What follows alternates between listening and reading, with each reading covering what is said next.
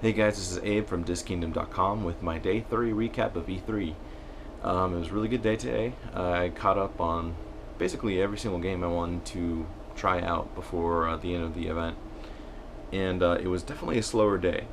Um, a lot less people too, so it made the whole convention area nice and cool. Air conditioner was actually flowing through.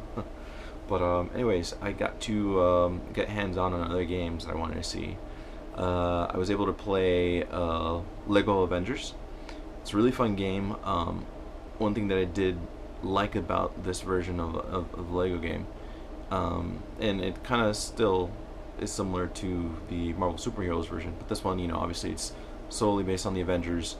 Um, and you can have, I was playing the first level, you had three people at the same time, you can alternate between all three, but they actually have combo moves that they perform together.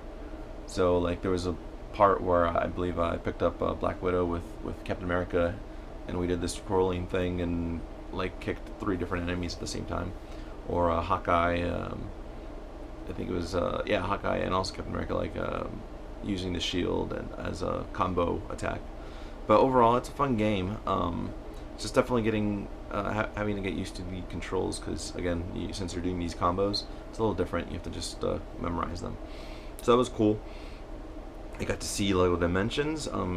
It wasn't hands-on; it was just a demonstration. It's interesting. I don't know if I'm 100% convinced yet. Uh, you can have up to 7 different toys on the platform at once, which is really cool. The only thing that I don't know, maybe I'm lazy, but the only thing I'm not crazy about is having to move certain toys from one side to the other just to actually do something in the level to move forward. There's like LED lights below parts of the base, and actually the light colors also have to do with something in the game to open up doors or portals, or like to solve puzzles.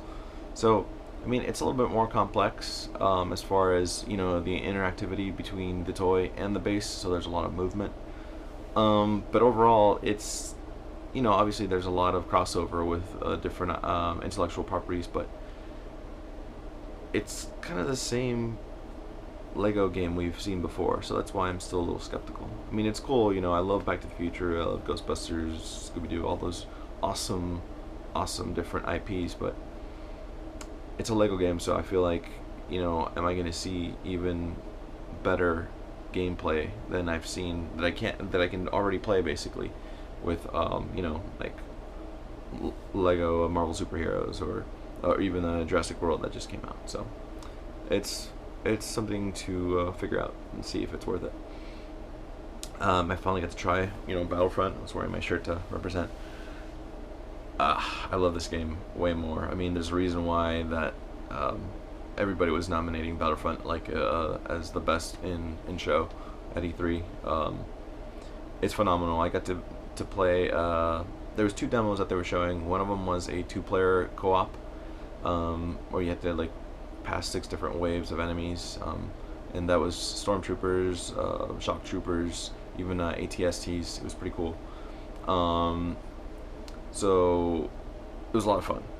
A lot of fun. I mean, everybody who plays, Call of Duty and whatnot, it just gets so repetitive. I mean, it's still fun, but it gets repetitive and you get tired of it. But something about this being Star Wars and the gameplay and the way that DICE has done this, it's phenomenal. There was also another demo where it was a 40-man multiplayer. So basically, it was 20 on 20. The line was way too long for that. I didn't care to wait, and honestly, I tried the 2-player co-op before I even heard of the other demo. So I kind of was already hyped up of the game. So I was pretty happy about that. That was cool. And what else? I got to sit down and actually spend time instead of just taking pictures and getting all the information for Disney Infinity. I actually sat down and took time and played the playsets and the toy box expansions, and even walked around the hub. And I'm loving this game. I'm loving 3.0. It looks so good. I mean, the playsets are, just the way we remember how much we love playsets, but these are very detailed. And clearly Star Wars, which we're really excited. The gameplay is completely different from the Twilight of the Republic, because it's heavily combat and you're going following story, and Rise Against the Empire, that's completely different. Like, it's like open world exploration, but you also have missions, and it's pretty awesome. Inside Out, I got to play as well, just a little bit, not too much because I had already tried it out before at the screening, and just it's just so cool. You have so much variety in these playsets, and who knows how the Force Awakens or Marvel playset will be, because it just we might have more variety. So I don't know. It's been great. I loved Toy Box Speedway. I got to play the Nightmare Before Christmas and the Sugar Rush tracks.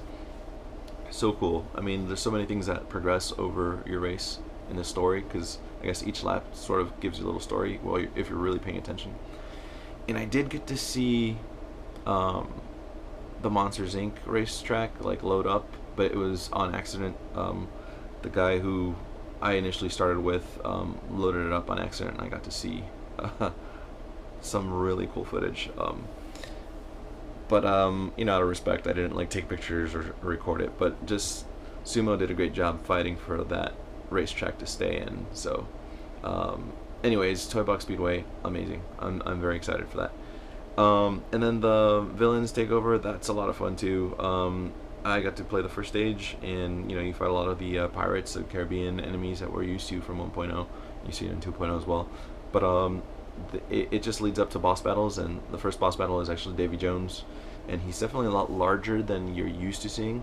So even if you did play as Davy Jones, it's like small Davy Jones that you're playing versus this actual boss. So gameplay and fighting, it's interesting. It's really cool. You have a sidekick, you get to choose which one you have. But overall, it's pretty awesome.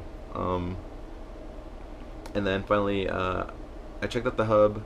I didn't really go, exploring the El Capitan or Flynn as much. I was more interested in farming, and I got a whole, tutorial on farming. I was explained by one of the awesome expo people there. She was explaining how the crops work and how they're grown, and it's gonna add a new element to the gameplay, and I don't know, it's just exciting. But that was my day 3. I mean, I actually demoed Battlefront twice, believe it or not, because they had a station on the outside, so on my way out, there's nobody waiting, so I decided to play some more. But there was a lot of cool experiences at E3. Definitely recommend at least once in your lifetime. Check out E3 if you can. It was overall a great event. Had so many highlights this year. Got to speak to a lot of great people. No, it's great. So thanks for watching, guys, and just hit a like, subscribe, and we'll see you guys in our webcast. Take care, and I guess sleep well, Roger. Bye, guys.